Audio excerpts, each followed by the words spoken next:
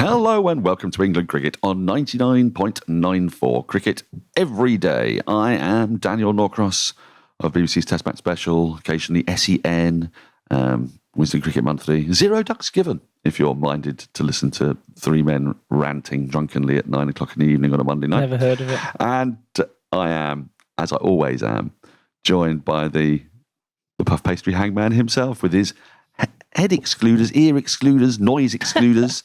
It's the chief writer, cricket writer at least, of the Press Association, Rory Dollard. Lovely to have you on board, as per usual. I'm still in my poncho because it is very cold.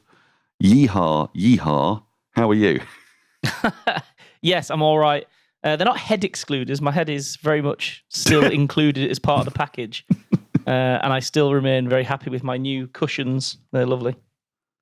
They look very comfy, I've got to say. And they have the advantage of keeping you warm in these brisk winter times because, yes, it is still very much, we are in the grip of winter in the Northern Hemisphere. And so today, we are going to finally get to look forward to England playing some cricket. They say that there's way too much cricket going on out there, but an England side hasn't strolled out onto the park since the 20th of December in Karachi, which now seems an incredibly long time ago.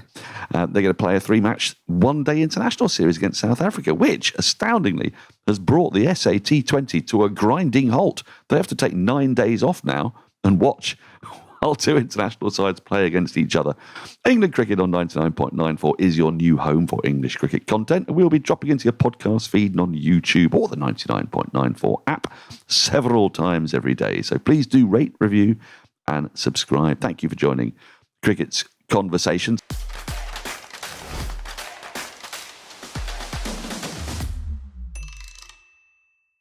So let's start at the beginning. What is this series and why is it happening now?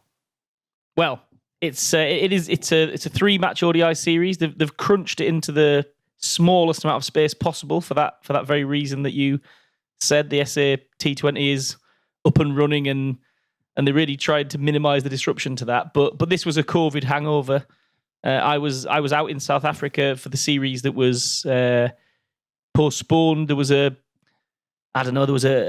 breakout or a suspicion of a breakout of COVID back when that used to derail things. The two teams were staying in the same hotel in Cape Town, and England got a little bit of itchy feet, and they decided the series couldn't go on, so it was kicked into the long grass. So January 2023 is the long grass. That's where it's been kicked to. I mean, it's a lot's changed since then. This T20 league has really dominated South African thoughts. England, I don't know, everything about England's changed. Owen Morgan was the captain last time when that series was cancelled. Ashley Giles was the man who made the decision to go home. He had the support of Tom Harrison. Everything's changed. We're in a different world. Well, we really are. And it's easy to sort of, I suppose, say, oh, well, there's nothing in this. There isn't a particularly large press contingent that's going down to watch it. I don't think it's on anybody's radar. I believe TalkSport are covering it from the United Kingdom. So there's not really going to be much of a presence on the ground. And it feels like it's sort of sandwiched in this little slot here. And it's quite disruptive, actually, for South Africa's domestic competition. They could have continued playing, but they decided that they wanted to keep or at least get their best players out in the park. But it is important to a degree because England played a truly enormous number of one-day internationals between 2015 and 2019 on their route to home World Cup glory. And there, at that point, 50-over cricket was just getting everybody's juices going. We were so excited by it. Suddenly, this England team that had been so desperate in 2015 in the World Cup re-emerged under Owen Morgan, with Brendan McCullum sort of egging them on from New Zealand side. Played that incredible series, suddenly scoring 400, so un-English. And it sort of set off a steamroller of one-day internationals. Everybody got very excited about it. Even Andy Zaltzman, who's a very traditional man, scorer at BBC TMS, he started to compile proper ODI stats, and we were all looking at Joe Root climbing up the all-time run-getting lists, Adil Rashid taking all those wickets, Chris Wokes, and their performances in one-day cricket, people within cricket started to talk about. But actually, since they've won in 2019, there's been an incredible dearth of one-day internationals. as T20 cricket has taken over. And there have been 2 World T20s since then. Of course, there was also COVID, which has disrupted the rhythms as well. But do you think that actually, strangely, England and a lot of countries around the world, with the possible exception of India, are a bit rusty at 50-over cricket at the moment and not quite sure what to expect from the game over the next 12 months?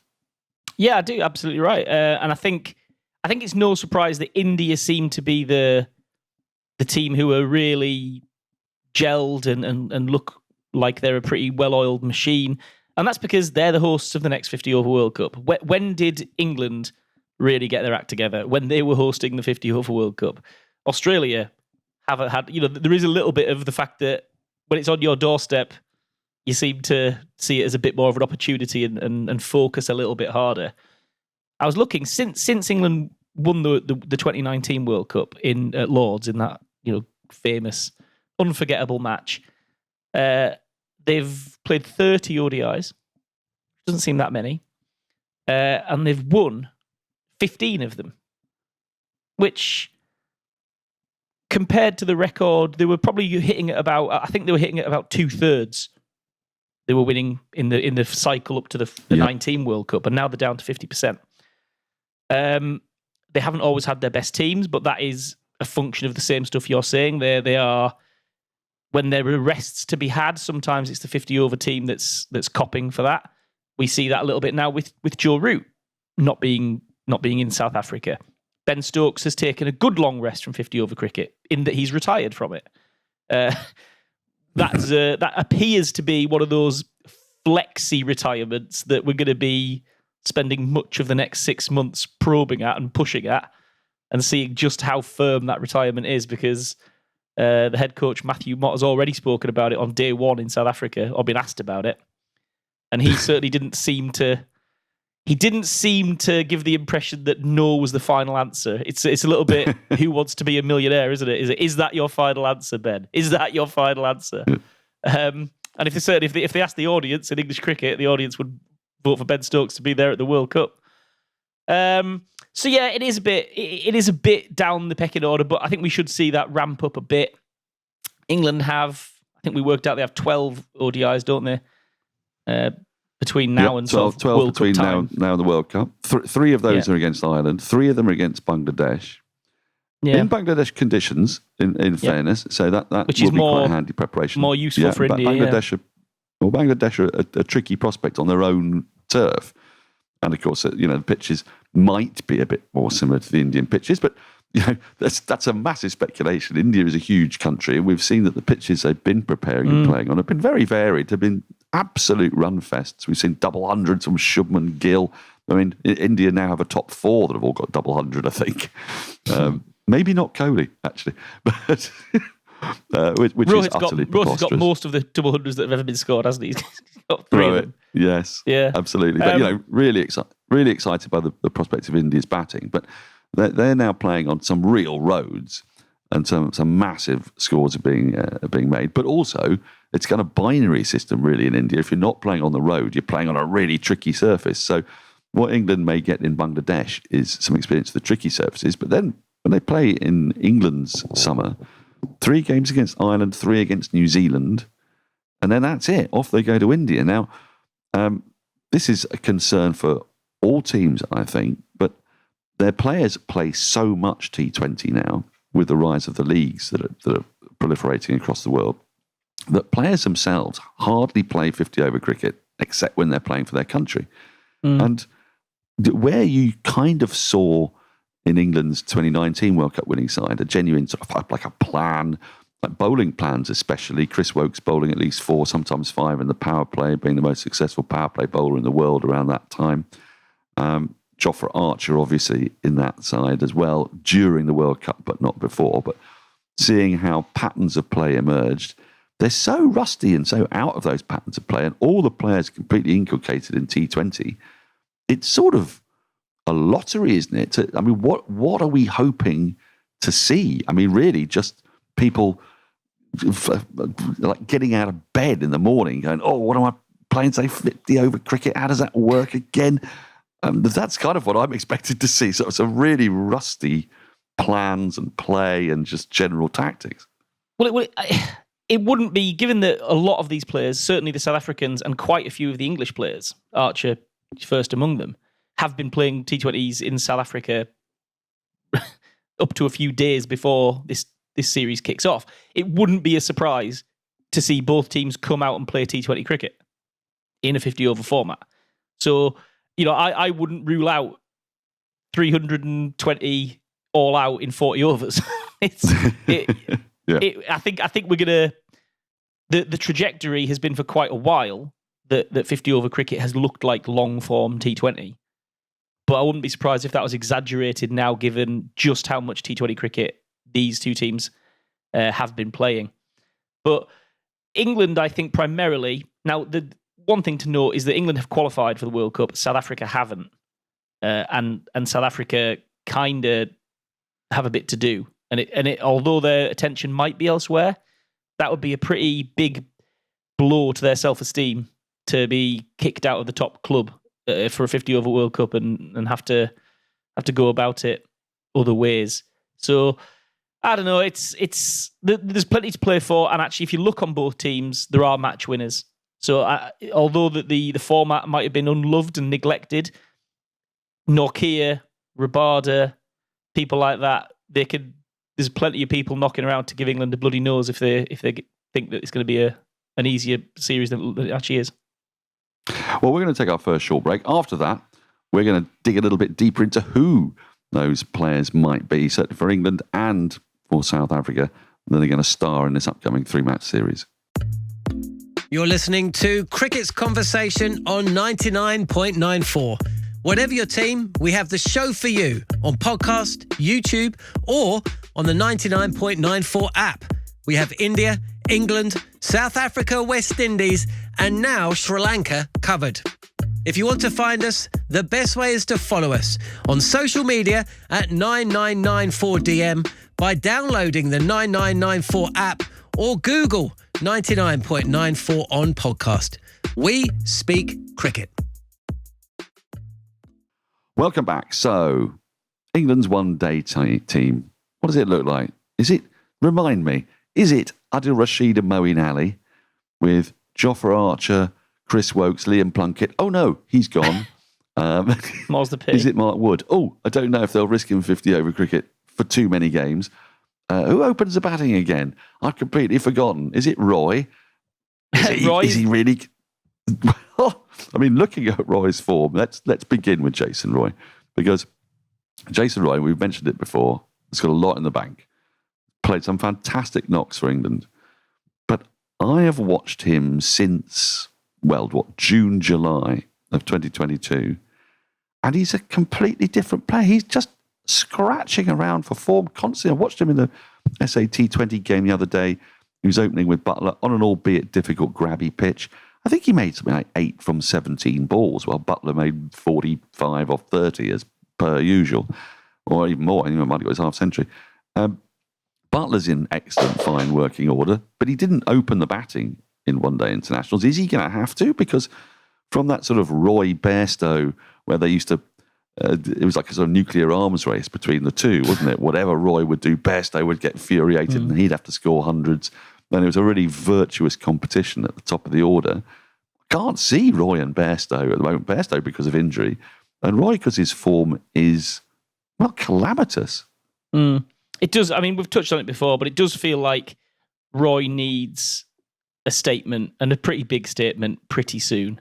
And by pretty soon, this 3-match series, because as we said, with not 12 matches to go before the World Cup, and not that much time for him to really play that much cricket in the summer, to really ease any concerns, if there are still some coming into the English summer, he needs to give a pretty firm reminder that he can still be Jason Roy of old. And as you say, watching him now, that looks a little way off. So he's got a bit to do. Phil Salt's in the squad. Now, Phil Salt kind of looks like Jason Roy when Jason Roy was 26. He has that free, unencumbered, he swings so freely, Phil Salt, and so unworried about the consequences, in a way that Roy now has got to that point of his career where he appears to he sees consequences. He sees the potential result of not getting runs. In rugby, so I heard, in rugby they call it when the fullback's catching the high ball, they say he hears footsteps, which means he's not thinking about the ball in the air. He's hearing about the guy running into him. And I think Jason Roy hears footsteps at the moment, and he hears the footsteps of the people who are coming after his place.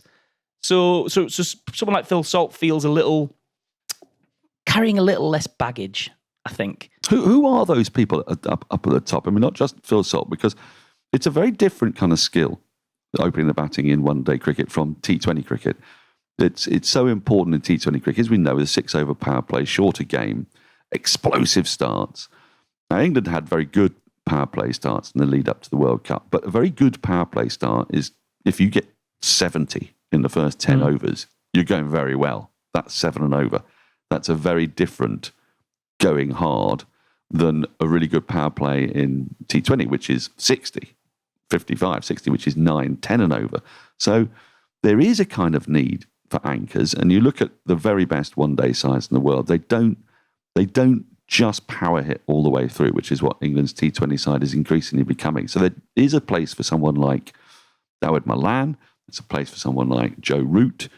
There's potentially, keep saying it, a place for someone like Vince or Hales. And when your premier opening batting duo is in danger of being broken up completely, because we don't know where Bairstow's going to be, certainly by even Bangladesh time, are we looking around at people like Ben Duckett? Graham's his dad's name. I'm not looking at him. Graham loves his cricket, but I don't think he's up for international honours just at the minute. But, because also the ultimate end goal is to be playing in India. We've seen how terrifically Ben Duckett played in Pakistan. What are the sorts of opening batters you think England are going to be looking at? And they will need to be looking at 4 or 5, I would have thought. Yeah, well, Duckett, absolutely. He's in the squad for South Africa, so his form, he's come almost out of, not exile, but certainly out of the cold, to make a really decent case for 3 formats for England, which is remarkable because they were moving away from the 3-format England cricketers, and Duckett suddenly has come and appears to have a pretty transferable technique that he can go and take and make himself useful. Now, with the World Cup being in India, he will be particularly interesting to them because his ability to, I suppose, if they start with a spinner, if a team starts with a spinner out there, Duckett's not going to be worried about that. So he's an option. Will Jacks is making big noise. Big noise. I saw a crazy stat. He'd hit, I don't want to get this wrong, but he'd hit one of his every 3 balls for a 4 or 6 in the IL T20 so far. He's scoring it. SAT20. Yeah. Sorry, he's hitting it. He's hitting it 200. So Will Jacks feels like a coming man, and again, but is he an opener, Rory? I mean, I think he could be almost anything because I think he's an incredibly talented but also highly intelligent young man. Surrey have him captaining sides in T20 cricket, which is a pretty challenging thing to be doing for one of the premier counties in the country. So he's got the brains and he's got the smarts, but is he an opener in 50-over cricket yet? I keep coming back to that point. I think, an opener, your ideal opener, I suppose is Shubman Gill getting 200 off 120, but realistically, it's somebody who can go at not far shy of a run a ball, give you good impetus at the start of the innings, but also be there to play and build an innings. And I love Will Jacks, but I've yet to see him, except occasionally in 4-day cricket, to build and develop an innings. He's been an impact player. So is he sort of vying really with Liam Livingstone for the sort of shock number 6, smack it around, but also gives you an extra spin option job? Yeah, he probably is, yeah. But, I think we can safely say Bairstow, unless he has a recurrence, Bairstow will have one of those 2 positions. He's back in the nets at Headingley now. He's been batting this week at Headingley. And apparently he's perfectly eager to get going. And no surprise if you know Johnny Bairstow that he's wants to get ahead of the schedule and get back out there. So I would have thought Johnny Bairstow takes one of those slots. As you say, Malan is there if you do prefer if you prefer a more steady counterbalance, don't know if England are really thinking that way these days. I must say, the McCullum-Stokes philosophy is bleeding down across the board. I don't think the white ball team under Matthew Mott's going to go the other way. So that might work against him, perhaps. And then I think the ultra aggressive option is Sol, because he is the one who will, and actually that is Roy's job in this team. Roy's always been the one who, almost closes his eyes and goes super hard and doesn't worry about stuff. And that's the Salt position. So listen, England have a lot of players, and the other one that we haven't actually even touched on yet, who it seems incredible that he hasn't made his ODI debut yet, but he will in the next few days, is Harry Brook. And Harry Brook has slotted in at 5 in the T20 team and made that quite a safe spot for himself. But he is another one who feels like he's almost quite irrepressible at the moment, his rise. And he might force the issue and shuffle in there somewhere. We'll see how he goes. But if Brook's not part of that conversation, I'd be very surprised as well. Well, you know what this is. You know what this is echoes of. 15 years later, testing.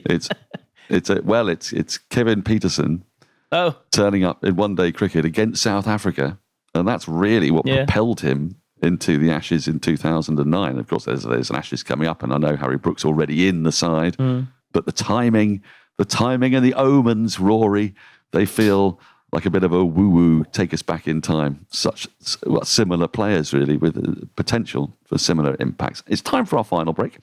After that, we're going to take a quick look at England's bowling and then cast our eye over South Africa. What do they have? What do they need to do? If you love the language of cricket and want more, then head over to the 99.94 app and you can hear all of our podcasts and cricket commentary. We're adding new shows all the time and covering cricket series from all over the world. Be the first to hear all of our announcements by following us on social media at 9994DM. Welcome to Cricket's Conversation.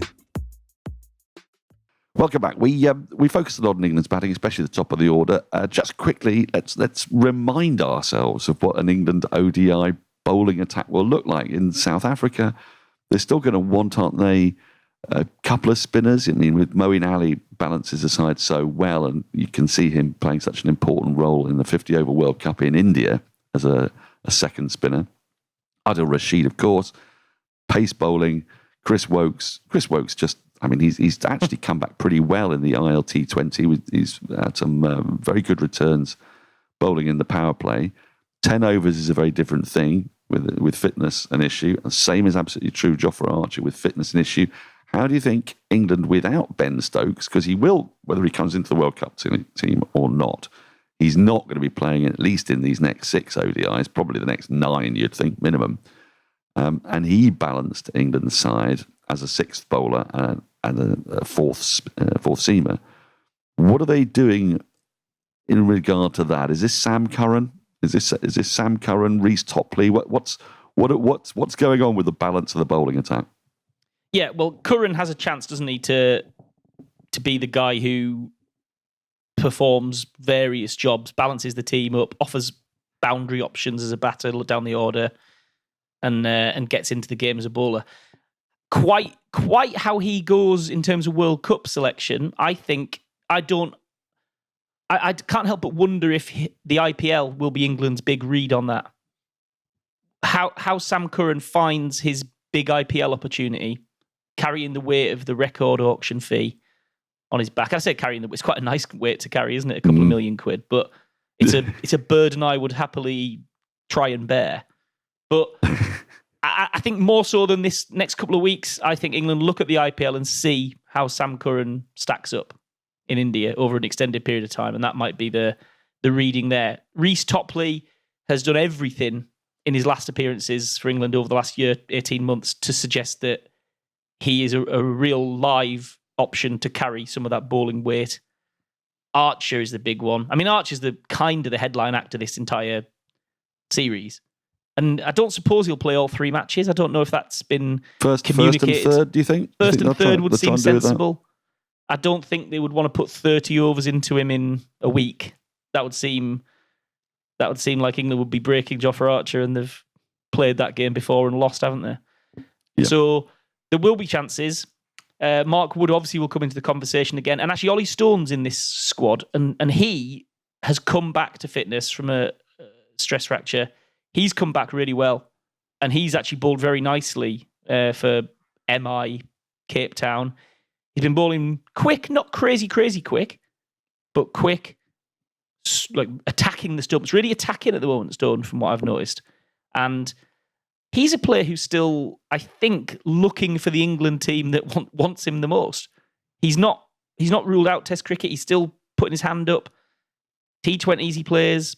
50 over team might be an option if they need that option. But I'm not sure where Ollie Stone's likeliest landing spot with England is. And I get the feeling that as soon as he finds that spot, the other ones might have to give way and he'll focus hard on trying to make a go of it. So that's an option.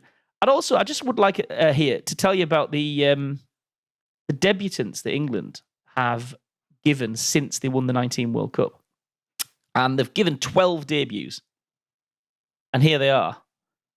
Because actually, I reckon one of them has made a real play to be part of this setup. We think of the one-day team as having been messed around, rested a load of players, given a load of caps out, but actually the team is very, very, very similar to what it was in the previous 4-year cycle. It hasn't changed dramatically at all. Here's the players who've debuted in England's ODI team since the 19 World Cup final. Tom Banton, don't think we'll see him anytime soon. Matt Parkinson, that hasn't happened for him at all, in all formats really. Saqib Mahmood, I mean, it looked like Saqib Mahmood was a player who was going to really emerge through and come through. And an injury has got in the way. Maybe it'll end up in red ball for him, but he feels like does he feel like a long shot? He does really. Liam Livingston, he's the one who's come through. Bryden Cast, Zach Crawley, and then we get into the sort of almost the COVID caps. Lewis Gregory, Salt, John Simpson, David Payne, Matthew Potts, Luke Wood. That's the entire list of debutants since the 19 World Cup. And of them, we've kind of got Livingston and Salt. Who've made a push. And the rest have, I don't know, like Mark Time, filled a gap. It doesn't won a series against Pakistan. Basically. Yeah, true. But I don't think we're not here sitting talking about Luke Wood going to India and winning the World Cup. No. It would be a bit to do. So I don't know. It does feel like a team that might, after this point, it feels like this group has gone as far as it can go at this stage, and it will be in need of a pretty hard refresh after this World Cup. Yeah, really, it's kind of Liam Plunkett's the only one who's sort of definitively gone. It's almost how it feels. Right, just before we finish off, run the rule for me quickly over South Africa. I think we know their bowling attack is going to be strong. Anrik Nortje is bowling fire and heat in the SA-T20. Rabada has got a little bit to do, actually. He hasn't looked totally fluent, I would say, for nearly 12 months now. A bit of injury, I think, getting in the way for him there.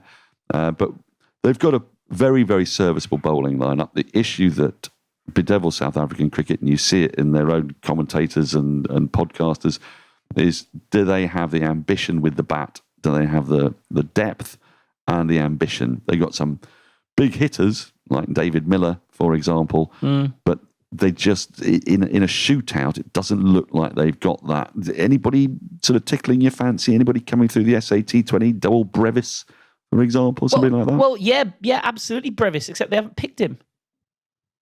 And this series felt like an absolute gimme to look at Brevis and sort of let him off the leash and see what could be got out of him. And he's not playing.